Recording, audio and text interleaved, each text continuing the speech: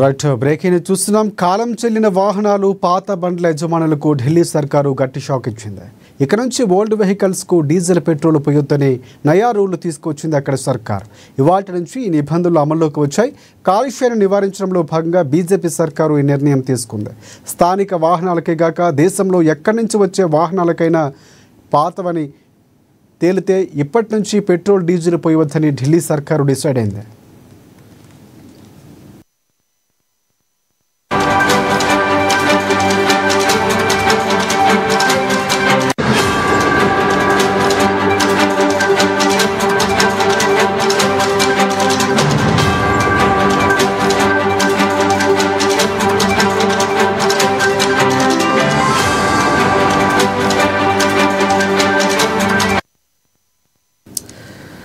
Right కాలం చెల్లిన వాహనాలు పాత బండ్ల యజమానులకు ఢిల్లీ సర్కారు గట్టి షాక్నిచ్చింది. ఇక నుంచి ఓల్డ్ వెహికల్స్కు డీజిల్ పెట్రోల్ పోయొద్దని నయా రూళ్లు తీసుకువచ్చింది. ఇవాటి నుంచి ఈ నిబంధనలు అమల్లోకి వచ్చాయి. కాలుష్యాన్ని నివారించడంలో భాగంగా బీజేపీ సర్కారు ఈ నిర్ణయం తీసుకుంది.